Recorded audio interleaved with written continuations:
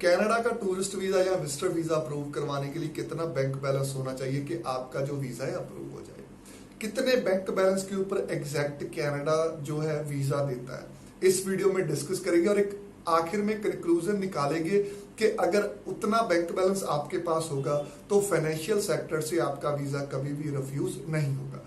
Video start करने से पहले हमेशा की तरह मेरी रिक्वेस्ट है, if you are watching my YouTube video for a very first time, please subscribe my channel. Visitor visa apply करना चाहते हो, टूरिस्ट वीजा अप्लाई करना चाहते हो, हमारा व्हाट्सएप नंबर यहाँ पर फ्लैश कर रहा है, आप हमें कॉन्टेक्ट कर सकते हो। देखिए जी, विजिटर वीजा और टूरिस्ट वीजा जो डिफरेंट चीजें हैं।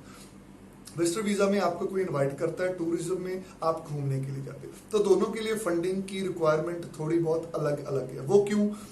विजिटर वीजा में आपको जो इनवाइट करता है तो आपके रहने का खर्चा है जो वो आपके ऊपर नहीं पड़ता, आप उस पर्सन के पास ठहर सकते हो।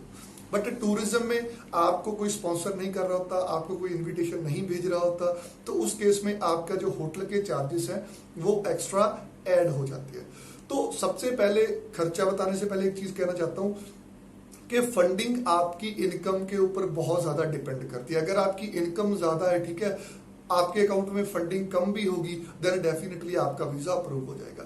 अगर आपकी इनकम एवरेज है, ठीक है, आपके ट्रिप की कॉस्ट है जो ज्यादा है, तब आपके पास अगर फंडिंग भी ज्यादा होगी तो आपका वीजा रिफ्यूज हो जाएगा। बहुत सारे केसेस में आपने देखा होगा कि बहुत सारे लोग ऐसे होते हैं जिनका वीजा 4 लाख के ऊपर भी अप्रूव हो जाता है, और बहुत सारे केसेस में लोग ऐसे होते हैं जिनका वीजा 10 लाख के ऊपर भी अप्रूव नहीं होता, वो भी डिस्कस करेंगे। सबसे पहले एक रफली कैलकुलेशन करते हैं। मान लीजिए कनाडा में आपने 15 दिन के लिए घूमने जाना है, तो एवरेज $100 के हिसाब से अगर हम अकोमोडेशन फूड का खर्चा लगाएं तो $1500 के करीब बनता है। उसके बाद आ जाता है फ्लाइट का खर्चा। अगर हम रिटर्न फ्लाइट की बात करें तो नियर अबाउट 2000 से $2500 के करीब जो आपकी फ्लाइट आती है। कुछ एक्स्ट्रा एक्सपेंस हो जाते हैं, ठीक है, $500 के करीब। तो ओवरऑल जो आपका खर्चा 15 दिन का आएगा वो आएगा 4500 और 5000 के बीच, जो होते हैं अप्रोक्सीमेटली 2.5 से 3 लाख इंडियन रुपीज, ठीक है जी। तो अगर आपके अकाउंट में मान लीजिए 3 लाख है या 4 लाख है, तो उस केस में आपका वीजा अप्रूव होने के चांसेस कम है, क्योंकि वीजा ऑफिसर ये चीज सोचता है कि इसके ट्रिप के ऊपर 2.5 लाख खर्चा आ जाना है, राइट। तो इसने जो है इसके अकाउंट में 3 लाख रुपए, तो इंडिया में वापस सर्वाइव कैसे करेगा? तो उसके लिए एटलीस्ट आपके पास डबल अमाउंट होनी चाहिए, ठीक है जी। डबल अमाउंट मींस आपके ट्रिप का खर्चा 2.5 लाख आना है, एटलीस्ट आपकी जो बैंक में पैसा है वो 5 लाख तक होना चाहिए।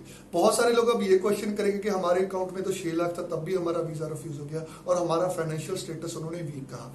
वहां पर मैं आपको एक चीज बताता हूं, जब हम 6 मंथ की स्टेटमेंट लगाते हैं, वो 6 मंथ की स्टेटमेंट हमसे क्यों मांगते हैं? वो देखना चाहते हैं कि आप फाइनेंशियली स्ट्रांग हो या नहीं हो।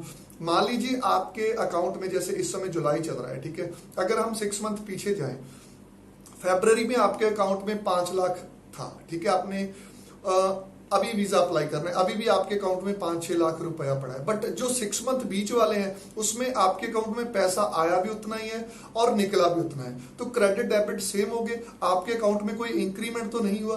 तो उस केस में वीजा ऑफिसर देखता है, पैसे भी आपके पास होते हैं नो डाउट, बट आपका जो इंक्रीमेंट होना जरूरी है, क्योंकि आपके पास एक स्टेबल इनकम नहीं होती जिसके बिहाफ के ऊपर आपका वीजा जो है कनाडा वीजा ऑफिसर रिफ्यूज कर देता है।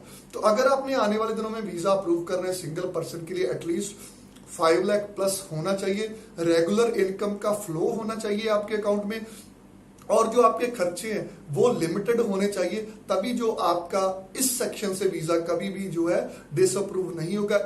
फाइनेंशियल का बिल्कुल भी आपको जो एलिगेशन है कनाडा नहीं लगाएगा अगर ये मेरी टिप्स आप फॉलो करेंगे।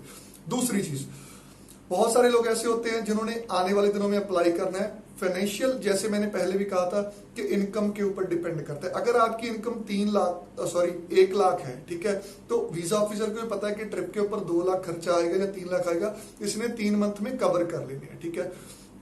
अगर आपकी इनकम मान लीजिए 30,000 है, ठीक है, 35,000 है, 25,000 है, तो उनको पता है कि इसके नियर अबाउट 1 लाख 1 साल की सैलरी के पैसे हैं, तो इसके लिए थोड़ी सी मुश्किल हो जाती है। तो चीजों को उस हिसाब से प्लान करें, अपनी कवरिंग लेटर से कवरिंग लेटर में अच्छे से एक्सप्लेनेशन दें, तभी आपका वीजा अप्रूव होगा। तो फाइनल कंक्लूजन ये है कि अगर सिंगल पर्सन ने अप्लाई करना है तो एटलीस्ट 5+ हो, अगर 2 जनों ने अप्लाई करना है हस्बैंड वाइफ ने, ठीक है, तो एटलीस्ट 7 लाख प्लस हो, तब आपका फाइनेंशियल स्टेटस है जो वीजा डेफिनेटली अप्रूव होगा। फाइनेंशियल का रीजन आपको नहीं लगेगा। और डेबिट क्रेडिट का ध्यान जरूर रखना है, इनकम से ज्यादा अगर खर्चा करोगे तब भी उस चीज का आपकी एप्लीकेशन के ऊपर नेगेटिव इंपैक्ट पड़ेगा। तो see you guys in the next video.